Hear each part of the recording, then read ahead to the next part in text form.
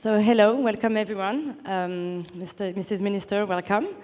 So today we are going to talk about legislative reforms thanks to open government. And with the UK, US and French perspectives, the international benchmark will help us to see how OGP is being a transformative tool to open more data, open more decisions, and having citizens involved in policy reforms. So around the table, we have Megan Smith, who is the US Chief Technology Officer, Nigel Chalbot, who is a computer scientist and chairman of the Open Data Institute. We have David Thomas, co-founder and CTO of the startup Open Data Soft, and Axel Lemaire, Minister for Digital Affairs and Innovation. So before getting into the debate, I wanted to icebreak questions. And as this OGP Summit is also about tech and innovation, I wanted to ask each speaker, what is your favorite OpenGov tool and why? So maybe, Minister, you can start.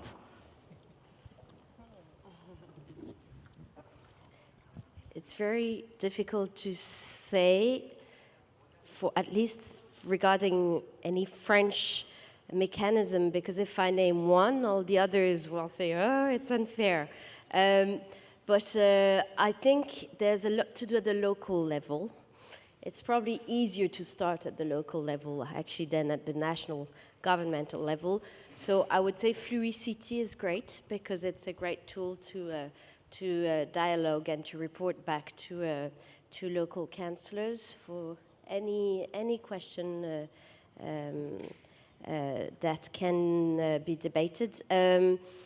Regarding platforms for consultation of the civil society, I think what the city of Madrid did is great. And in France, well, the most, I suppose, advanced tool so far regarding national institutions is Cap Collectif. But there are plenty of others, and the idea is really to help create an ecosystem.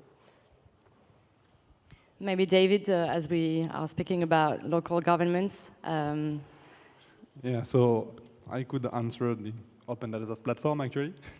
but I would actually globally say that the most important thing and the most inspiring technological and tools made available these days are those tools who are actually opening data or services through APIs. Okay, so I will not name one single tool, but I will say that APIs allowing, which are really a great lever to foster the development of ecosystems locally and globally to reuse and value the data that are produced by our governments. Megan? Many things come to mind. I think platforms too, I was reflecting about like the heritage that from the 1800s, the colleagues who were in the navies around the world and the colleagues who were doing science began to collaborate on open data from the weather. And we still really benefit from so much of that. NOAA in the US is doing weather, and then later now mapping and geological surveys all around the world and the mapping and that piece. So to me, it's when an agency, like in those early days, the weather teams, got their act together to put an API up. And one of my favorite ones today is in the US Census team. Census is one of our biggest big data things as a country. And they now have a lab, a physical lab, a space like the hackathon space is right next to the cafeteria. They've had 400 projects go through. And so they're building like software developer kits together with other agencies on top of their data, you know, much like you would have for your phone apps. And so they have one for cities, an SDK. And most recently they have opportunity.census.gov, where they're really taking data sets for Department of Education or housing or labor and engaging developers, for example, for housing, people like Airbnb and Redfin and Zillow who are making products that only a certain portion of people are using and getting really to design for 100% of the citizens of our country to really bring opportunity for those who don't have as much resource. So that's my favorite, I guess. Okay. And Nigel? Okay, I think very echoing what Megan and other speakers have said, I think that APIs are going to feature increasingly. The APIs in the UK that have made a difference are the ones that government maintain to a decent quality, because if the API isn't serving up good data, people notice. If they're trying to drive their businesses off the back of good data and it's not there in the API calls, they notice and they kind of howl. So, the Transport for London's API for all the transport data, real-time data in London's great. Open Corporates has done the same as a startup for corporate companies' house data. We can go through a good list of great examples there. I also think the role of great open source software, you could say, well, GitHub, just go to the social programming environments that provide really hardened out great software. Again, you're told that you can't build reliable government services off the back of this because it's not been kind of through the mill. Actually, some of that software that drives and underlies some of the world's biggest platforms is available. And then humble tools. The ODI, Open Data Institute, has developed a thing called CSV-Lint. It's just a tool to help those pesky spreadsheets, trying to get them in a form to regularize and normalize. And there are tools like this around, but those can be the things that get in the way of people at every levels of government just getting their data out there. So none of the tools that every speaker describes would have been available with our legislative reforms. And so, Axel Lemaire, you carried a very significant reform in the past year. So, Loi pour une République numérique, which was passed a few months ago. And it was a very interesting process that involved citizens to create ideas and to comment articles. And so this was a very major commitment for the French National Action Plan. So can you tell us more about the process? And what are the main progresses of this bill in terms of open data and data infrastructure? Yes, so you're right, the process on one hand, and nothing of what we mentioned could be done without the initial architecture. It's and giving the resources needed in order to support the ecosystem of people who will then create on top of the APIs provided. So there's the process on one hand and the content of the bill on the other. Regarding the process, we decided to submit an initial version really in its beta format of a governmental text that wasn't entirely achieved in its writing to the public through an online consultation, which means that it's probably the piece of legislation in France that has the longest history of, and it's very interesting for sociologists and for lawyers, of how it looked in its initial stage and how it ended up being voted in Parliament. And so we could really, in a completely transparent way, observe all the different stages through which the text evolved. So it was open up to the online consultation. People were able to vote on the text for, against, or with a mitigated opinion. They could comment, write comment. They could also comment what other people would comment, and they could amend the text either by modifying in suggesting amendments or by adding new articles to it. So initially the text was contained around 50 articles. It ended up with 130 or so, but 90 amendments were introduced through this online consultation during the whole process, including 5 entirely new articles. One about esports, competition online competition of video games by gamers. This was unexpected and very interesting to see that the community of gamers during a famous competition decided to support one suggestion through the consultation. I think what was the most difficult part was not so much to draw attention and collect comments and good ideas.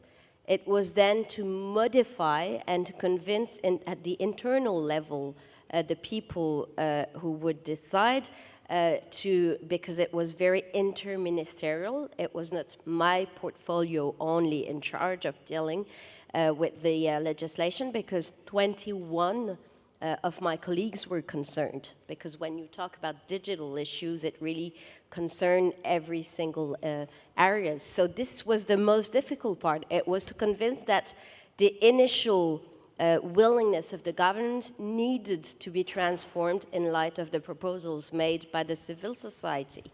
And what was very interesting in the process, in my opinion, was the reception of the parliamentarians, because both the members of parliament in the National Assembly and in the upper chamber, the Senate, were very, very keen to have a close look at the proposals made during the consultation and to embark in a similar debate. And some of them use the same arguments that had been put forward during the consultation, except that the debate in Parliament was more mature, because we knew what the polemical points would be. We knew what the best suggestions could be as well. So of course the normal process took over, and in the end it's the parliamentarians who imposed their will, but through a process that was, I think, smarter.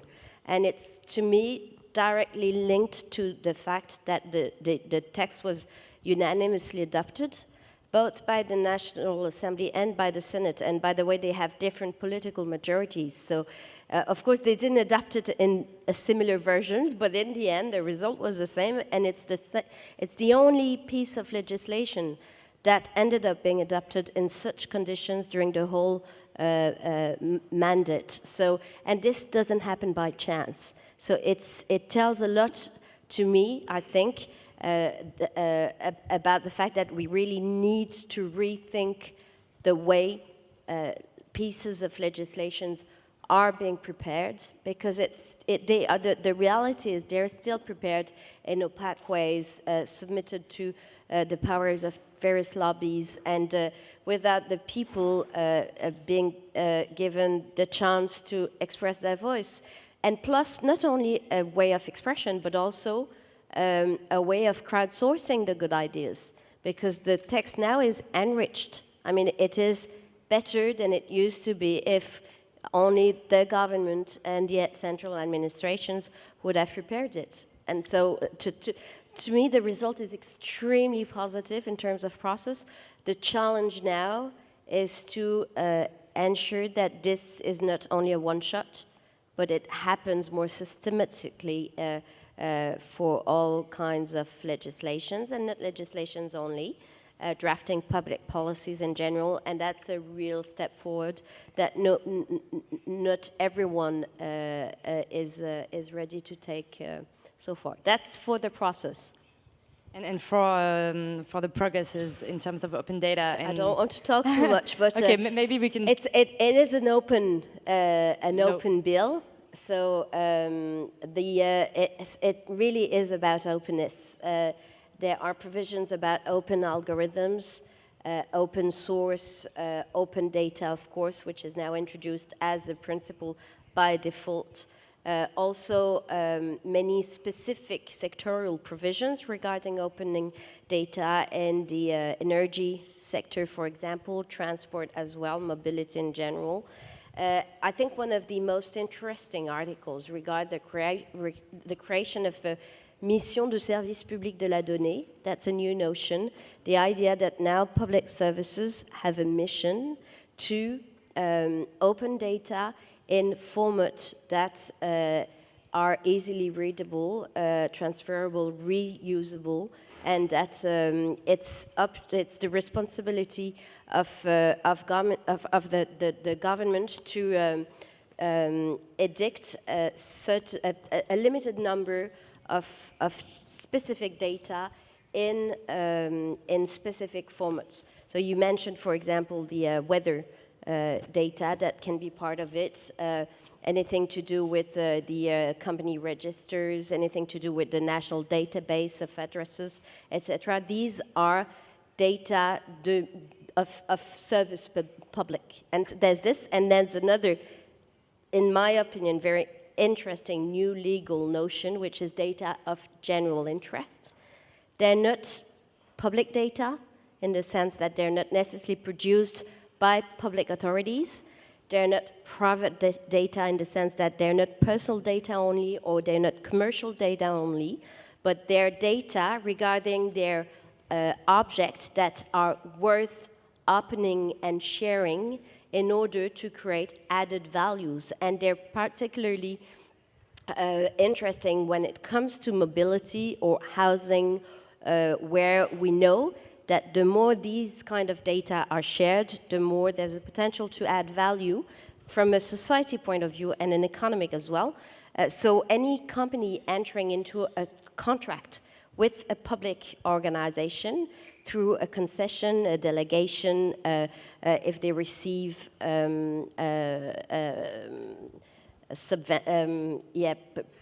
subsidies, for example, would have an obligation to share their data with the public authority. One example, highways and the management of highways. These kind of contracts are signed once every 30 years. So imagine the potential loss of information for public authorities, which are in charge of drafting the best transport policies possible, who could make a fantastic use of these data if they knew which kind of cars pass where, under what weather circumstances, with how many people in the car, in terms of safety, security, but they don't have access to these data. So this, I think, is really a starting point to a major legal evolution. Yeah, and it's also major to fight against corruption, because sometimes you can find some information about this. So I want to ask Nigel Chatbot, who's also leading a French-UK task force about data, how this data infrastructure are decided within the UK, and how do you see growth within open data? Well, yeah, I think the bill is a fantastic piece of work, and I think the Minister and France is to be commended on this. I think it's great. The UK does things differently. We don't legislate in general. We have a case law system where the presumption is show us the harm. The problem is that if you want to demonstrate the good, it can be hard to enshrine it. So a lot of the open data initiatives in the UK were established effectively by executive prerogative. So letters from the Prime Minister, when Tim Berners-Lee and I started with Gordon Brown as Prime Minister, we had his mandate. The Conservative coalition government had a manifesto, which was then supplemented by instructions from David Cameron as Prime Minister. Now, those are powerful ways of getting things done. The question is, do they survive in the long term? And how do you ensure that culturally everybody really is committed to data, for example, as a public good? And the best example is data infrastructure. So whether it's your timetables or where your transport infrastructure is, or companies that are legally constituted, or performance data from your national health system, you would feel that these things need to be guaranteed to be available. And I think that'll be something that we will want to try and enshrine as what we're calling a data infrastructure. Now, there are different ways of doing this. So the mapping data in the UK, much of it now openly available, was an important part of that. And as we go through the list of what does any 21st century state need to allow its civic and public services to operate, what data does it need, we will need to work out, I think, where we put the legislative and, in some case, regulatory expectations. So it is different in the UK, but I would say, of course, we've released lots of data out there. The assumptions are very different. Companies are being built using it. And we do have bills. We have bills, though, they tend to relate to national security, and they tend to relate to freedom of information. And at the moment, we have a digital economy bill which is going through, which is going to allow more sharing of information between a citizen-based information. But again, getting that balance right is quite difficult. So I think there's a lot to be said for trying to think hard about what you guarantee in the actual infrastructure of modern states, whether it's through legislation or regulation or executive order. And a final point on the open data, on the task force, we've been very much focusing on where it makes sense, again, as Megan hinted at, where it makes sense for countries to collaborate on key data infrastructure.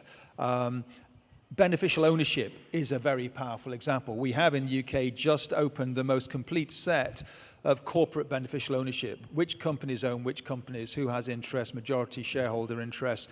These are very powerful data sets across a whole range of potential global governance and governance of issues around everything from corruption, but also to transparency about where liabilities exist.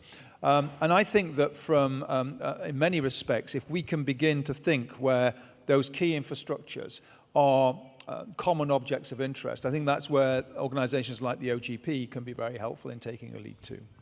Okay, thank you. Maybe, Megan, you can also tell us how open data is embedded within government in the US and how you manage to iterate with agencies, administrations in this matter. Yeah, it's a similar point about sort of more executive order or policy coming from sort of governing. I think there's two sides of this. The most important thing is actually the engagement with the data, because the more people are using the data and it's shown to be valuable in delivering services and really helping our citizens, the better. And so remembering both sides of that. And so one piece, it really starts in the roots of policy, where President Obama in 2013 created the Open Data Executive Order, and then that was followed by the Open Data Policy that clarified even more the details. But it's really about saying default open to all our agencies, machine readable. The later clarifications added things like Common Core metadata standards and other kinds of more practical implementation, so you had shared quality. When you took that work, and then, so the agencies were there, but then you have a very uneven government in all cases, right? So some people, like in our country, NASA or others, would be very capable in doing that. Others might be publishing in PDF and not so, open in the same way, but doing great work. How do you accelerate that? And one of the best ways to do it is a community of practice. And so we have a really robust peer-to-peer learning, meeting bi-weekly for years now.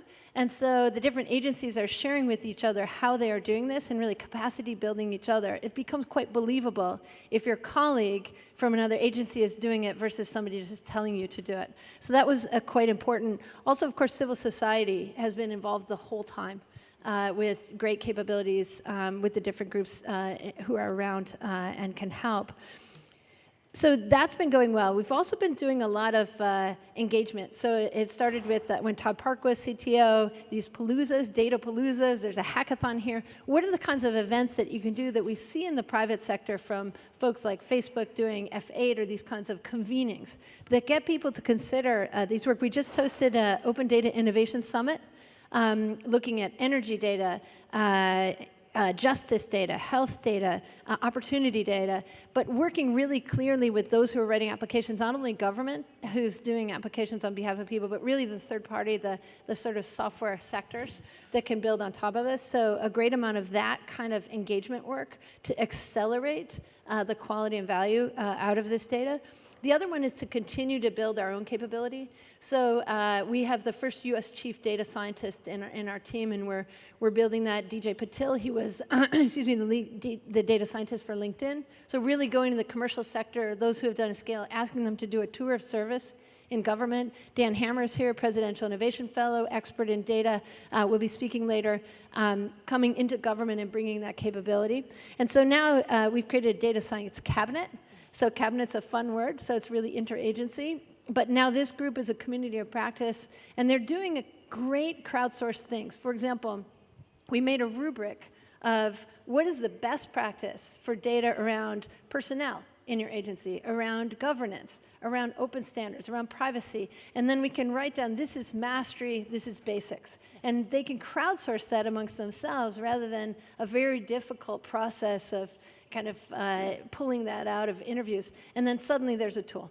So lots of really great work in that form that's come across the board, and we're really excited where data.gov is going, and one of my favorite things that's happening is we're seeing the engagement at the local level. So recently the CTO of Los Angeles engaged the community colleges, USC, UCLA, others, to bring the city data into the curriculum of all of those students so that they had the experience of doing civic work in data as part of their courseware, so that more and more young people are becoming involved with us and will come up with brilliant creative ideas, because as we all have noted, it's in the crowd that all the brilliance is, and if we can use these architectures that we have created to get all of the capacity of those who would bring their creative innovation on this data, that will really help solve great problems. Yeah, thank you.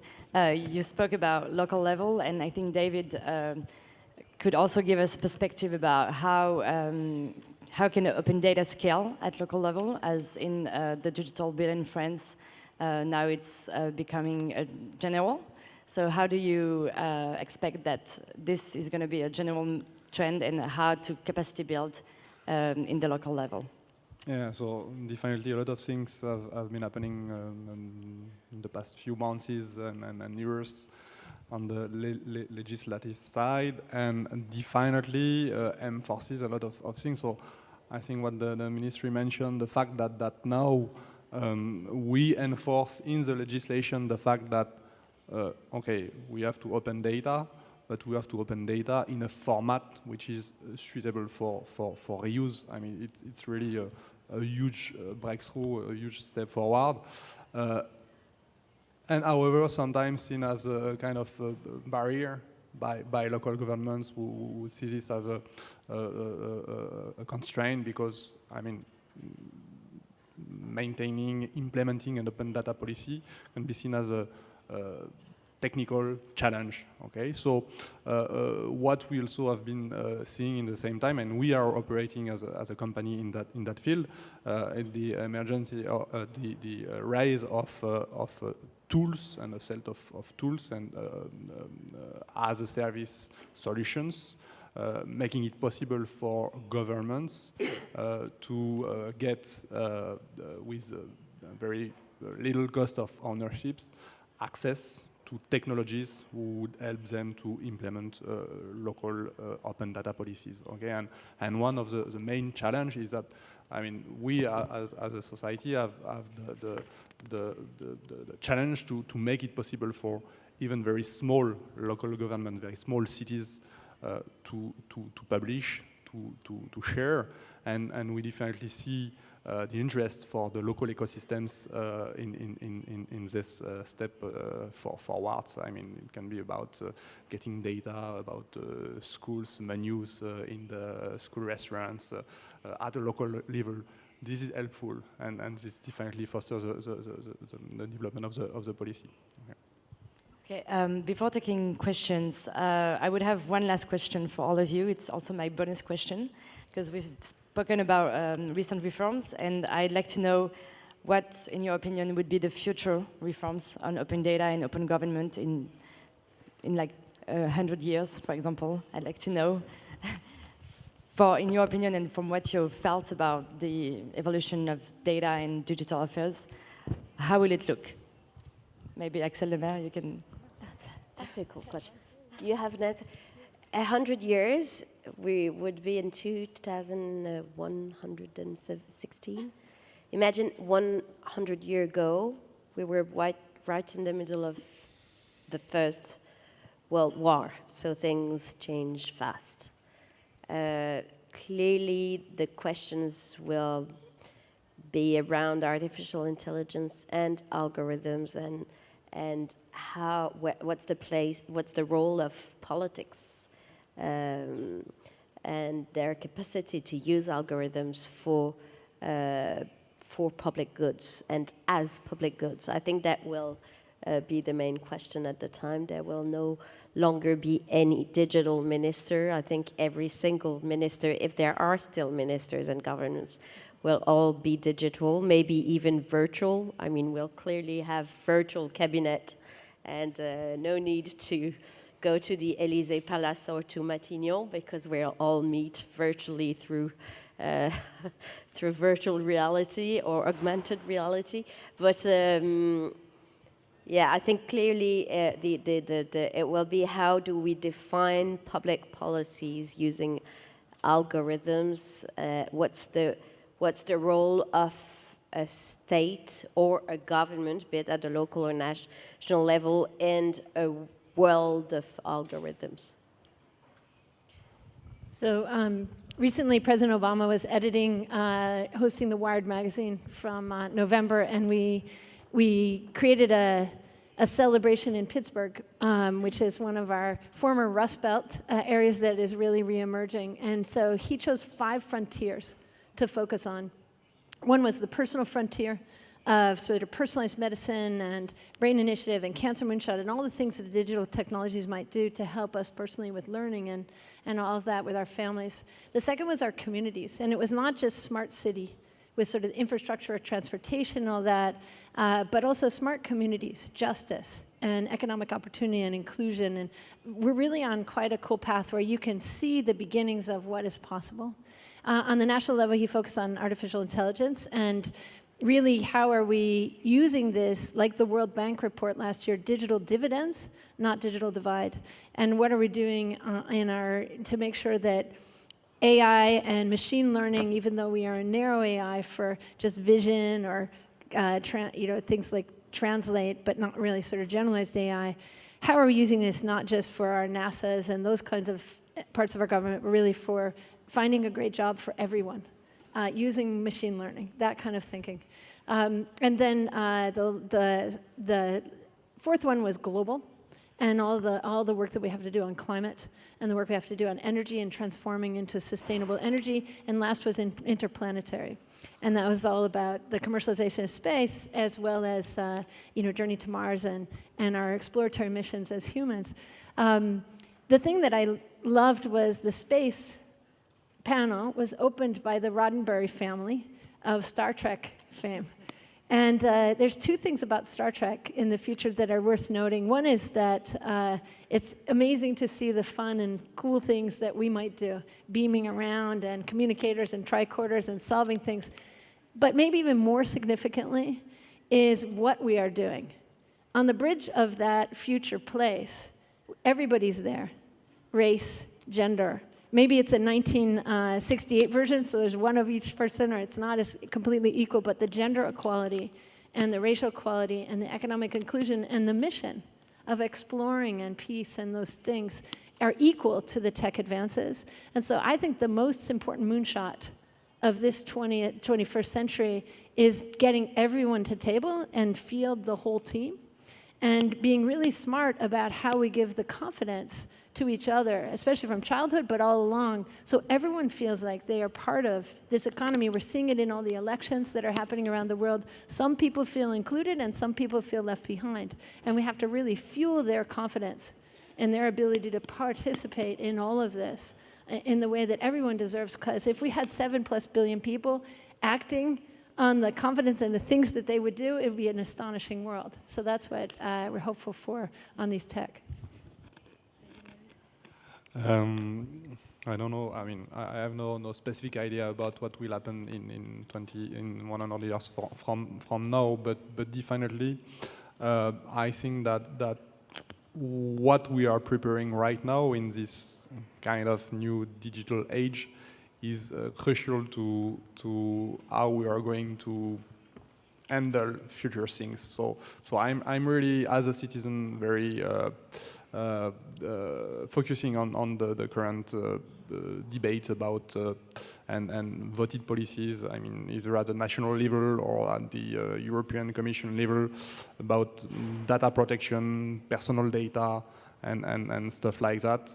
As definitely, I mean, we may live at the end in a world where every single piece of information humans are producing are going to be merchandised, and I think that this is right now that we have to act and to take the necessary steps to protect the whole society for evil things that might happen because of this. Yeah, just to build on that, just briefly.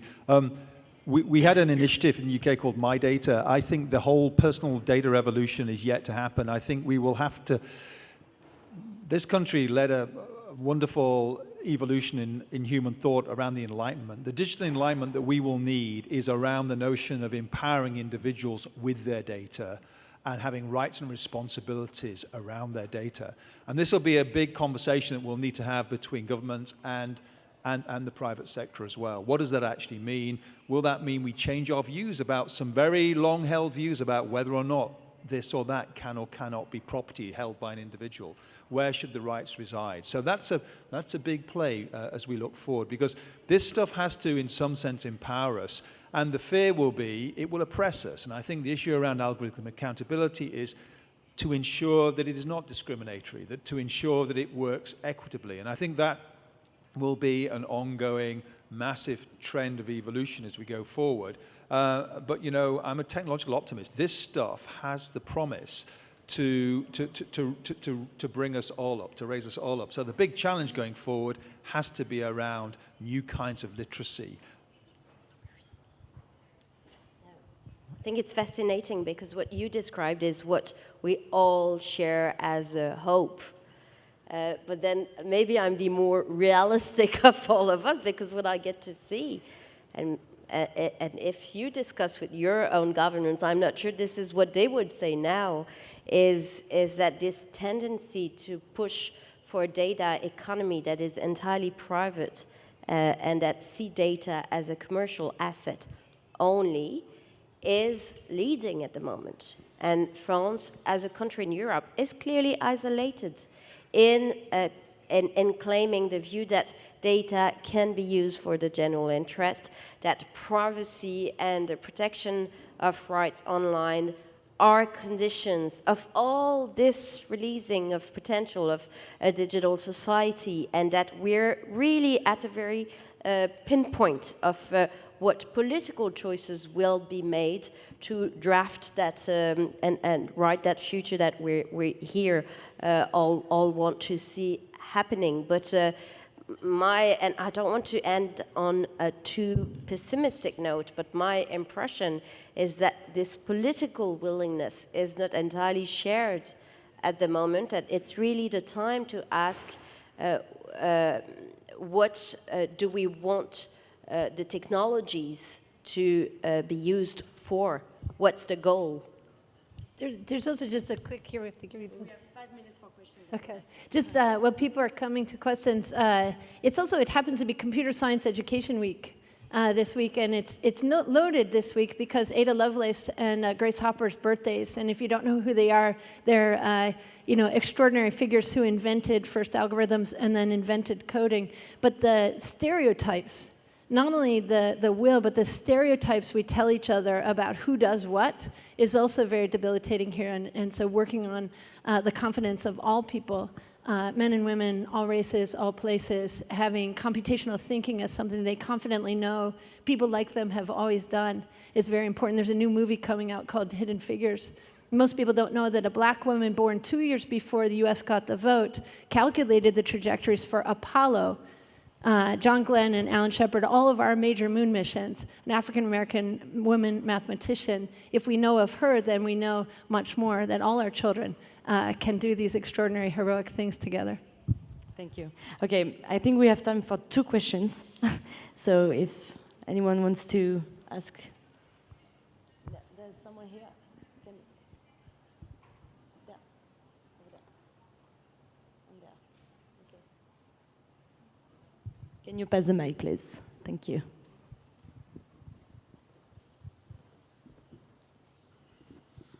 Good morning. My name is Arjen Navasset from Open State Foundation in the Netherlands. I have a question for Ms. Lemaire. You happen to achieve that the company register in France is going to be open starting next year. And I was wondering, because we are struggling hard in the Netherlands to get that open as well, what were the most significant triggers to get the French company register to open up? Okay. Actually, the main obstacle doesn't come from the companies themselves, as far as I see, because they all have an advantage of getting access to that register. And not only the companies registered, but the future companies that will be able to make use of that register to create other new innovative products and services. No, of course, the main obstacle comes from the authority in charge of managing that registry, because it is their main source of revenue, and that's how they finance their models. So if we tell them all of a sudden, well, you're no longer able to sell that register, it means that they need to find alternative funding. But what is so, and this is what we needed to work on together to help them find a new potential model. And this is what happened in the States with the weather agency, and what happened. I mean, every country is facing similar challenges regarding other kinds of databases. What we need to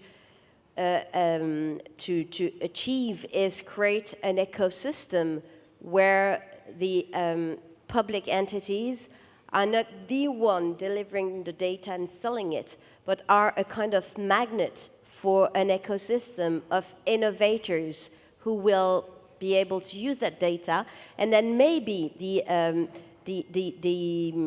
organization opening their data can add on, using, for example, premium offers, can add some services on top of the sort of initial layer of data being opened. That's I believe, future of all these organizations, but it's a hard transition that needs to be accompanied.